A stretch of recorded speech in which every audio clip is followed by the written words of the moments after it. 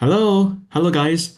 Today we are talking about rotation, okay? So let's move to the first part about the rotation, okay? So first, let's determine what is a rotation, okay? Maybe in your daily life you're finding a lot of rotation, a lot of phenomena, right? Maybe like you're just riding a bicycle, okay? You can say that there are two wheels, right? So wheels can rotate as clockwise direction or anti-clockwise direction, okay? Also, for the shapes, we can also have a rotation, okay? So we said, like, rotation means the size of the shape doesn't change, but the direction or the position of it will rotate to another position, okay? So maybe you'll find the wheel that they're rotated based on a point, right? The point is a central and rotated, and the total wheel also rotate, right? Okay? So that is for the key properties for rotation, okay?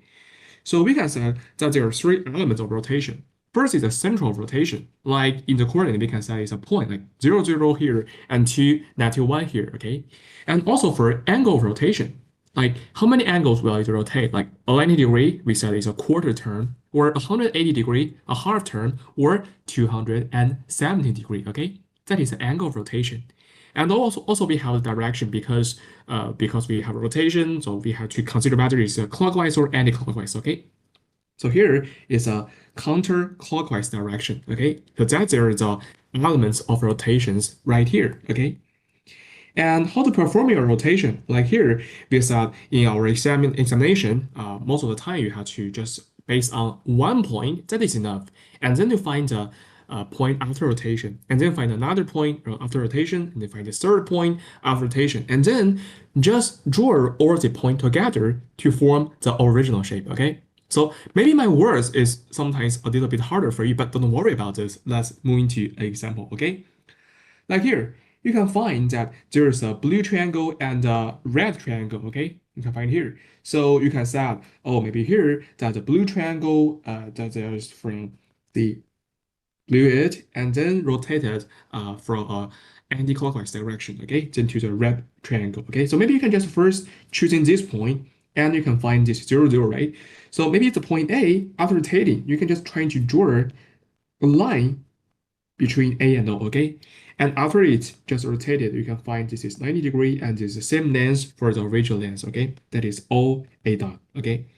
And if the point is B, because this point we can just connect it OB and then rotate it to the B dot, okay? And then maybe we have the point C, because then we rotated the line OC to the new OC, okay? So just consider about the three new points and then connected them together. So you can just find a new triangle, ABC, just rotated from the original triangle, okay? That is how we can rotate this shape, okay?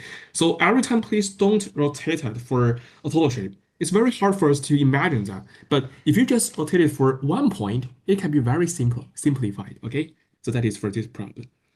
So we can say how to describe the rotation. First, state the name, that is rotation, and then state the angle of direction, like 90 degree anti-clockwise, and state the central about the point xy, okay? That is it.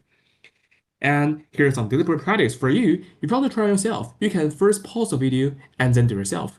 But if you want to follow with me, you can keep on going, okay? Let's move to the first part.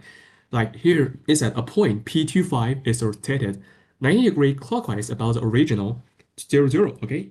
So you can just try to draw the graph here. So here is a point 0, 0, and here is a point P25. You can just try to draw this, and it rotated about 90 degree clockwise, okay?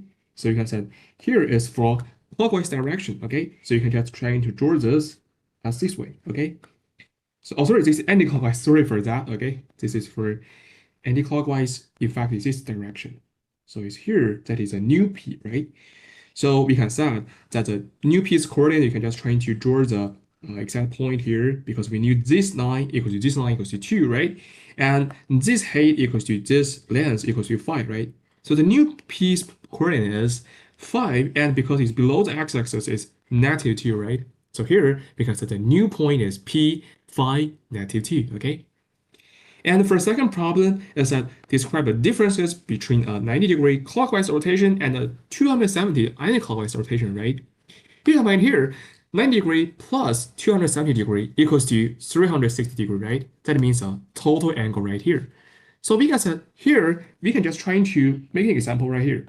Just try to draw a point. Maybe the point is from here is a point P, and then rotate it for 90 degree like this way. And you want to rotate in another direction for 270 degree, you can find the P also stays on the new position, right? Or you can set a 2-point overlap, right? So we can say that the two rotation have the same result. The two shapes after two rotations, that they are overlapped. Okay, that is for the second problem. And for the third problem is that shape A is mapped to the shape B by a half turn 180 degree, and the tip of A is at 4, and the tip of the B is at -2, okay?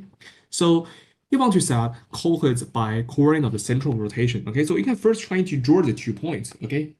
So maybe here we can set shape A here is for 4, this point is 4, and another point is for -20, okay?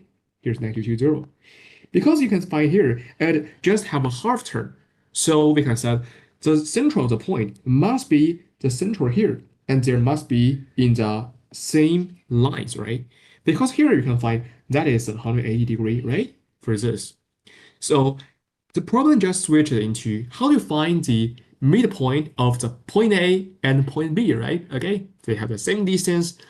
They are just reflected from the point or central point here.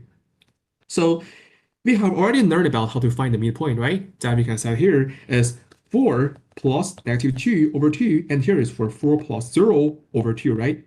So the new point here is 2 over 2 is 1, and 4 plus 0 equals to 4, 4 over 2 equals to 2. So the central point here, or midpoint here is 1, 2, okay?